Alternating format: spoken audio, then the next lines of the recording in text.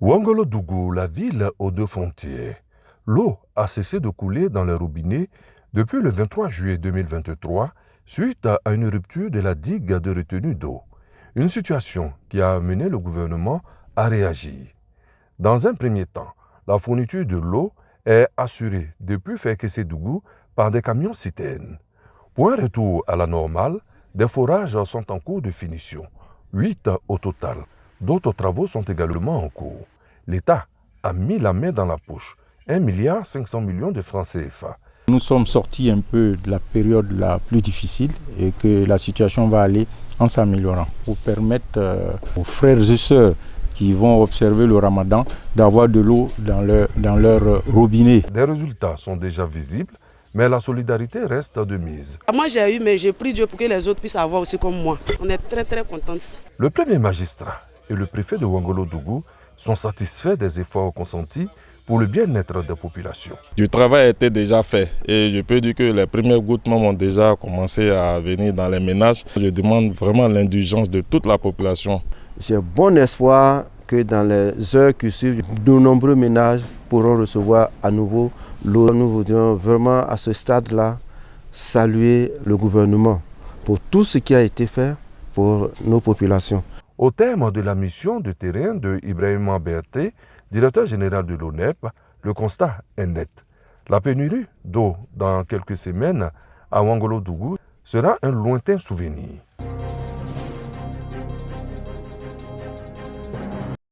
L'hépatite virale est une infection du foie causée par la consommation d'eau ou d'aliments contaminés ou par contact avec le sang d'une personne infectée. Les virus, on en dénomme 5 souches. Il y a le A, B, C, D, E. Par contre, le B et le C sont les plus dangereux. Et le B est encore plus dangereux que le C.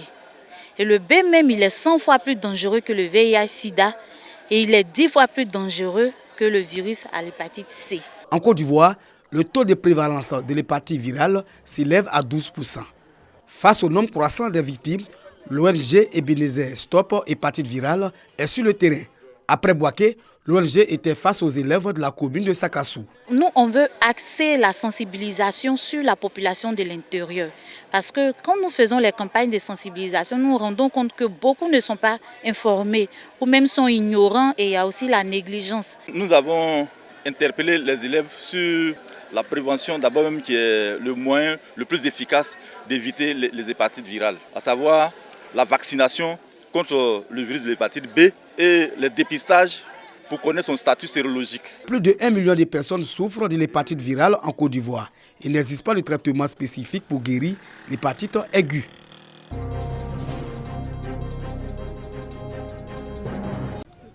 Quartier Aoussa Bougou de Korogo, une équipe de l'antenne de l'Institut national de l'hygiène publique en mission de sensibilisation contre les mauvaises pratiques d'hygiène dans les ménages.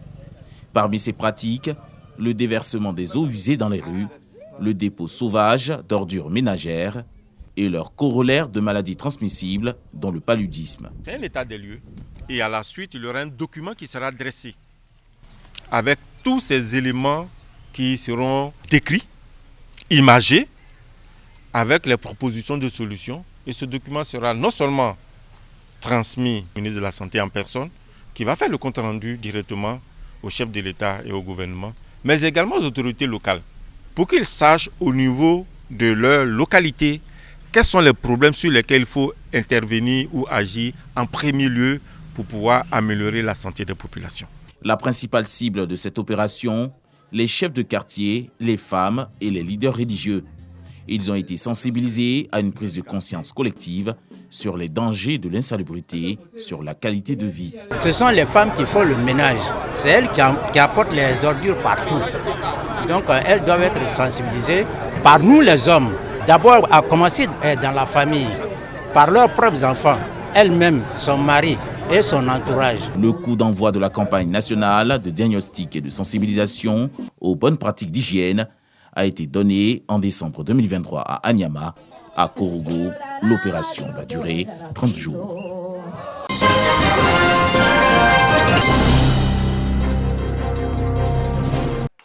Issus des classes du premier cycle du lycée moderne 2 de Bouaké, ces élèves ont répondu à l'appel de leur proviseur Ouattara Bakari en vue de la réparation des tables-bancs dégradés. Depuis un certain temps, outre la clôture de 3 km en cours de construction, grâce aux bons soins du nouveau maire Amadou Koné, les élèves de cet établissement secondaire suivent les cours dans des conditions difficiles par manque de tables-bancs. Grâce à ces volontaires qui ont compris la portée de leur action civique, une cinquantaine de tables-bancs a pu être restaurée. C'est des comportements citoyens. Ils participent à la vie de l'établissement. Nous voulons demander à tous les élèves de Côte d'Ivoire de mener ce genre d'action dans leur établissement, de ne pas toujours attendre que l'État vienne régler certains problèmes qu'eux-mêmes peuvent résoudre. Il y en a qui sont enfants de menuisiers, il y en a qui ne sont même pas du tout menuisiers. Et quand on les a appelés, volontairement, c'est ceux-là qui sont venus remettre à neuf ces bancs-là pour que dès le lundi, leurs camarades puissent bénéficier d'un minimum de conditions de travail.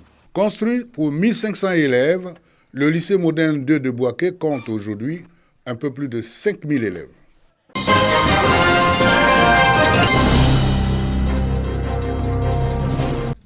À l'invitation des jeunes de Nungwa, les chauffeurs qui ont conduit leur patron, des fils et cadres de Nungwa, jusqu'à ce village, s'autorisent une pause rafraîchissement. Au centre de leur sujet de discussion, la route qui relie Nungwa à partir de Noé. Quand arrive Bamba, leur collègue chauffeur, c'est un ouf de soulagement collectif qui efface l'anxiété de l'attente. Quand il pleut, on s'enfonce. En tout cas, c'est les 4x4 seulement. Dans les petites voitures, là, non, ils ne peuvent pas passer. Même avec 4x4, mais que tu as un chauffeur que tu ne maîtrises pas, c'est pas facile. Ce qui nous fatigue ici, c'est la route. C'est très très difficile pour les femmes de Nungwa. La route là nous fatigue. La route Noé-Nungwa, objet d'alarme des populations de Nungwa. Entre Noé, chef-lieu de sous-préfecture dans le département de Tiapoum, et Nungwa, siège du royaume Soye, il n'y a que 7 km. De localités proches l'une de l'autre, mais lointaines quand vient la saison des pluies. Et pour cause, emprunter l'axe Noé-Nungwa en cette période de l'année exige beaucoup d'endurance et de la patience. Pour les usagers qui ne la connaissent pas, une route qui trompe, avec ses sections où l'on roule en toute aisance. Et l'autre face de la réalité, une route qui, tout au long du parcours, laisse subir ses difficultés à tout type d'engin. Seuls les plus robustes et les plus endurants et adaptés peuvent échapper à l'embuscade des points critiques. On a fait plus de 7 mois, il n'y a pas de route par là. La pluie a commencé seulement, on n'a pas de route par là. Tu arrives à nous, mais c'est que tu n'as pas là, il vient de nous. Nous sommes vraiment un grenier de production de café cacao. Malheureusement, nous parlons des difficultés pour faire sortir les produits. Et là, c'est un souci. À l'initiative du roi des Soyers, les endroits les plus impraticables sur l'axe Noé-Nungwa font l'objet d'un traitement.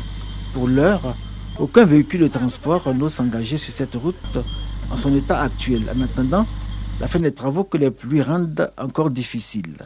Pour de nombreux voyageurs, toutefois, une alternative, la voie fluviale.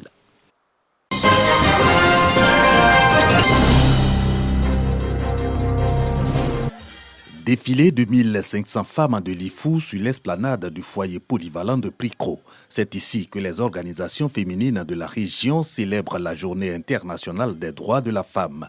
Les acquis portent sur la création d'activités génératrices de revenus et les défis sur le faible accès des femmes de l'IFU au financement. Le plaidoyer est donc axé sur l'amélioration du crédit femmes, une doléance favorablement accueillie par les élus et cadres, parmi lesquels le directeur général du laboratoire du bâtiment et des travaux publics, Jean-Claude Okwasi, fait d'importants dons et promet son appui durable à l'autonomisation des femmes pour le développement et l'épanouissement populaire dans la région de l'IFU.